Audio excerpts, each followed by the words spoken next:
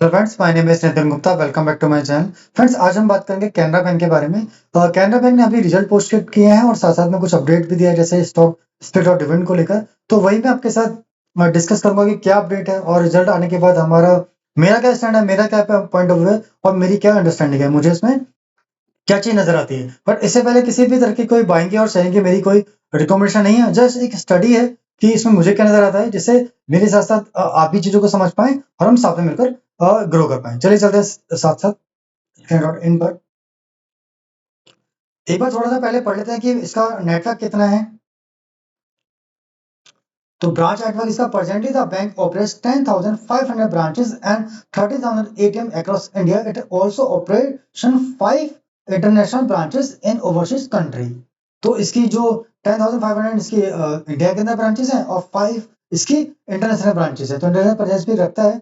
और international business the bank has 5 overseas branches in UK, south Africa, USA, India, USA and UAE. Beside the 5 overseas branches, it had operation in uh, Tanaja through wholly owned subsidiary Canara Bank Tanaja Limited. It also had operation in Russia through Commercial Indo Bank LLC, which is a JV with State Bank of India. तो तनाजा bank की सबसे एक इन्होंने register की हुई company, साथ साथ ये रशिया के अंदर भी काम करते हैं, स्टेट बैंक ऑफ इंडिया के साथ मिलकर काम करते हैं। ठीक है। और इनकी the bank has presence of various related business through in subsidy. तो इनकी कैनरा रोबेको एसेट मैनेजमेंट नाम से कंपनी है, कैनरा बैंक सिक्योरिटी नाम से है, Canara HSBC office life insurance भी है, कैनफिन होम्स लिमिटेड है। तो कैनफिन जैसा हमें पता है कि कैनफिन ऑलरेडी लिस्टेड है, बट बाकी ये 3 कंपनी लिस्टेड है। आई थिंक इन फ्यूचर इनका अभी जो प्लान चल रहा है, जो मैनेजमेंट ने लास्ट टाइम बताया था, वो Canara Robeco asset management company को लिस्ट आने का प्लान चल रहा है। और अगर आप जिसके पास भी कैनरा बैंक के स्टॉक होंगे उस टाइम तक, तो ऑब्वियसली उसको उसका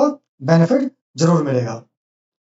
ठीक है। अब फंडामेंटल की बात करते हैं। फंडामेंटल जो उसकी मार्केट कैप है 9,451 करोड़ के, स्टॉक पे 6.51 का है, आरओसी 7 का है और लास्ट टाइम का जो प्रॉफिट है 14.774 का है।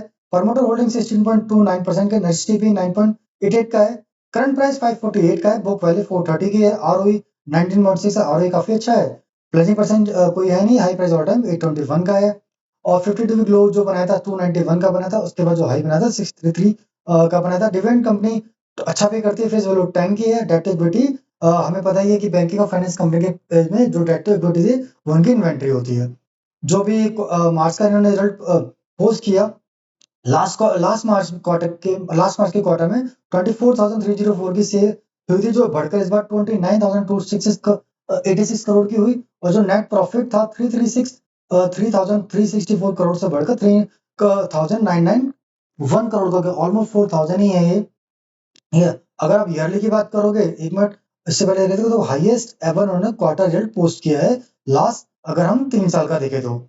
ठीक है। और ईयरली में देखें तो ईयरली में आप देखो कि इन्होंने लास्ट ईयर में 85,885 करोड़ की सेल की थी, जो बढ़कर 1,10,519 करोड़ की हो गई है। जितनी इनकी मार्केट कैपिटल है उससे ज्यादा की ये सेल कर रहे हैं। और जो नेट प्रॉफिट है वो 11,345 करोड़ से बढ़कर 15,401 का हो गया। तो हाईएस्ट एवर क्वार्टरली रिजल्ट है और highest ever he yearly growth भी है।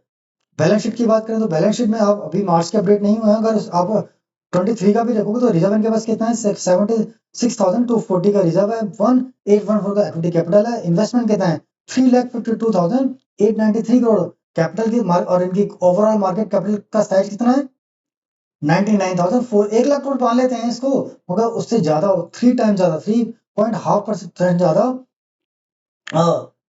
हाँ, 3.5% तो इनकी क्या कहते हैं ऑलरेडी इन्वेस्टमेंट है, जबकि रिजर्व कैपिटल अलग है। तो ये बहुत स्ट्रॉन्ग बैलेंस शीट नजर आती है। शेयर होल्डिंग पैटर्न में देखो 62.93। प्रमोटर कौन है, गवर्नमेंट ही है। एफआई के पास 10.57 है, डीआई के पास 14.39 है और पब्लिक के पास झुंझुनवाला जी के पास 1.45 है। और ऑलमोस्ट अराउंड 10.5 समथिंग ही नॉर्मल रिपब्लिक में नजर आता है, बाकी सारा का सारा स्ट्रॉन्ग हैंड में ही नजर आता है। ठीक है। अब टेक्निकल देखें, देखो टेक्निकल ये जो रेंज है 17 की, इस रेंज में इन्होंने एक पैटर्न बनाया। ये हेड, कप और ये सॉरी शोल्डर। तो कप विद हैंडल का कप, ये कप है और ये हैंडल है उसका। कप विद हैंडल का इन्होंने पैटर्न बनाया, जिसका अगर आप टारगेट देखोगे,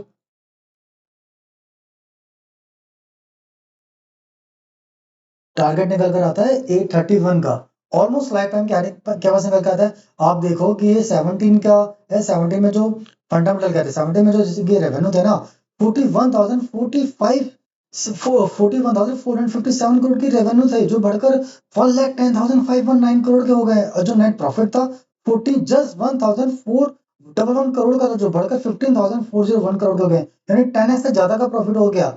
और हमें यहाँ पे हमें कोई डाउट होना चाहिए उसके बाद भी कि ये अचीव नहीं होगा। देखो उसके बाद ब्रेकआउट हुआ, ब्रेकआउट कंफर्म हुआ, वापस हमने ऊपर चलना शुरू कर दिया।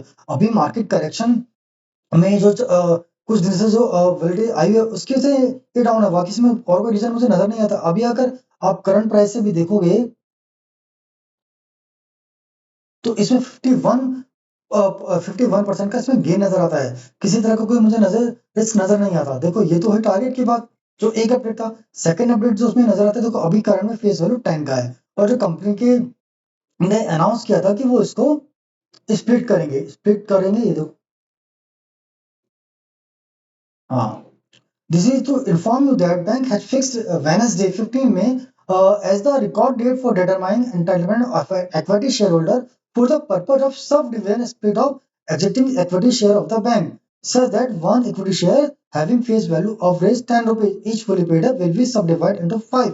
तो बेसिकली जिसके पास ये जो 10 की फेस वैल्यू उसको 5 में स्प्लिट कर रहे हैं, तो जिससे यानी जिसके पास एक एक शेयर के बदले वो 5 शेयर हो जाएंगे, जिसके रिकॉर्डेड 15 मई है। और अगर किसी को इसका बेनिफिट लेना है तो इसके लिए एलिजिबल होना पड़ेगा 14 मई को, आपको उसको बाय करना होगा। 14 मई तक इसको बाय करना होगा, क्योंकि T+1 सेटलमेंट है। अगर जब आप 14 मई को उसको बाय करेंगे तभी आपके डीमेट अकाउंट में 15 को क्रेडिट होगा, जिससे आप फिर इसके एलिजिबिलिटी में आ जाएंगे। अगर आप 15 मई को ही बाय करते हैं तो आप इसके एलिजिबिलिटी में नहीं आएंगे, वो जो स्टॉक क्रेडिट होगा वो 16 मई को होगा। ठीक है, तो ये पॉइंट ध्यान में रखना। साथ साथ कंपनी ने अभी रिजल्ट के साथ डिविडेंड भी अनाउंस किया था। डिविडेंड कितना था वो भी देख लेते हैं। रिकमेंड डिविडेंड ऑफ 16.10 में 16 रुपए 10 पैसे का डिविडेंड है, और face value ₹10 each of the share holder for the year 2013-14 subject to the approval of share holder at the annual general meeting of the bank. तो बेसिकली 16 रुपए 10 पैसे इन्होंने डिविडेंड अनाउंस किया है, बट फेस वैल्यू 10 पे, यानी जो current stock की वैल्यू है ना 500 समथिंग, उस पे 16 रुपए 10 पैसे आफ्टर स्प्लिट जब वो 1 से 5 के 5 हो जाएंगे तो जो हमारा डिविडेंड है ये भी 5 पार्ट में डिवाइड हो जाएगा। तो अगर आप आज 14 मई तक खरीदते हैं तो ऑब्वियसली जो 14 मिनट का स्टॉक खरीदोगे ना उसी के उन्हीं स्टॉक पे 16 रुपए 10 पैसे होगा। और अगर आप 14 मई की बात करें तो जो भी स्टॉक बचेंगे उस पे ही क्या कहते हैं ये स्प्लिट हो जाएगा। ठीक है, बट इसकी रिकॉर्ड डेट अभी नहीं आई है। जब इनके नेक्स्ट एजीएम होगी, मे बी जून में हो सकती है, तो उसमें ये पता चलेगा कि इसकी रिकॉर्ड डेट क्या है और ये कब तक हमें मिलेगा और कब तक इसकी एलिजिबिलिटी होगी। ठीक है, देखो ये 3 चीज हम लोगों ने, ये 3 अपडेट मुझे इसमें नज़र आए थे। ठीक है, एक तो स्टॉक को लेकर, एक डिविडेंड को लेकर, और एक इसमें टारगेट को लेकर। अच्छे फंडामेंटल है, अच्छा कंपनी ने पोस्ट किया हाईएस्ट एवर क्वार्टरली ईयरली, और उसके हिसाब से इतना स्ट्रॉन्ग इन्हें बड़ी रेंज का ब्रेकआउट दिया। और जब इतने स्ट्रॉन्ग फंडामेंटल होते हैं तो वो अगर मार्केट कंडीशन ठीक होती है ना, जिस तरह से अभी लास्ट वीक से चल रहा है, ठीक है, मार्केट में काफी ज्यादा करेक्शन आ रही है, 2 दिन मार्केट डाउन होती है, एक दिन ऊपर जाती है। अगर होती तो शायद और काफी ऊपर होता, बट ये अब मैं इसे ऐसे अपॉर्चुनिटीज देता हूँ। देखो अगर मार्केट खराब नहीं होती, अगर मेरे पास नहीं होता, मान लो मुझे लेना है, ठीक है, तो मुझे एक अपॉर्चुनिटी मिलती 50% का गेन। देखो किसी भी तरह से बुरा नहीं है। अगर 6 महीने में या 1 ईयर में मिलता है तो कहाँ से बुरा है। एक साल 50% गेन कहीं से कहीं नहीं आता। और जब स्टे स्ट्रॉन्ग फंडामेंटल ना तो आप निश्चित बैठ सकते हो, कोई दिक्कत नहीं है। ठीक है, बट ये मेरी किस तरह की कोई बाइंग और सेलिंग की रिकमेंडेशन नहीं है, जस्ट एक स्टडी है कि मुझे इसमें क्या चीज नजर आती है जिससे मेरे साथ साथ आप भी ग्रो कर सके। अगर आपको मेरी वीडियो अच्छे लगते हैं ना तो प्लीज लाइक कीजिए, सब्सक्राइब कीजिए, जिससे सब्सक्राइब बढ़ेंगे तो मेरे व्यू भी बढ़ेंगे, और मुझको फिर अच्छा लगेगा, मेरा प्रोत्साहन भी मुझे मिलेगा, जिससे मैं और ज़्यादा से ज़्यादा स्टॉक फाइंड आउट करूँगा, आप लोगों के साथ स्टडी करूँगा, जिससे हम लोग मेरे साथ-साथ आप भी ग्रो कर सकें। जैसे मैं अपने पोर्टफोलियो को खुद से मैनेज करता हूँ, किसी और के कहने से ना वो बाइंग करता हूँ, ना सेलिंग करता हूँ। ना ही अगर कोई न्यूज़ आती भी है ना, तो मैं पहले से खुद से स्टडी करता हूँ, उसके बाद में कोई एक्शन लेता हूँ। अदरवाइज़ मुझे ना तो मार्केट के ऊपर जाने से घबराहट होती है, ना ही नीचे जाने से घबराहट होती है। ठीक है? तो वही मैं कोशिश कर रहा हूँ कि जैसे जैसे जो चीज़ मुझे नज़र आती है वही मैं आपके साथ शेयर करूँ, जिससे आपको भी वो डर नहीं लगे और आपकी खुद की कॉल भी, खुद का कन्विक्शन भी स्ट्रॉन्ग हो जाए स्टॉक लेने के बाद। अगर स्टॉक ले लिया आपने तो अगर मार्केट गिरती है तो अगर वो कुछ गिर जाए तो आपको उसमें घबराहट ना हो। आपको लगे यार कोई बात नहीं, कंपनी अच्छी है, ठीक है, करके तो ठीक है, अगर मेरे को कुछ फंड की अवेलेबिलिटी होगी तो मैं एवरेजिंग करूंगा, वरना कोई बात दिक्कत नहीं, जहाँ पे मैंने लिया है ना और जो मेरा टारगेट है वो मेरा अचीव हो जाएगा। हो सकता है कि वो 6 महीने का, मेरा मुझे लग रहा था कि यार पास के एक्सपीरियंस से मुझे 6 महीने में मिल जाना चाहिए, 6 महीने के 9 महीने लगे, 7 महीने लगे, 8 महीने, 1 साल लग गया, क्या फर्क पड़ता है, कोई फर्क नहीं पड़ता। कुछ किसी का टारगेट जल्दी हिट होगा, किसी का टारगेट थोड़ा लेट हिट होगा, बट अपने स्टडी के हिसाब से हिट, अगर कंपनी के फंडामेंटल अच्छे हैं तो हिट जरूर होगा, ठीक है।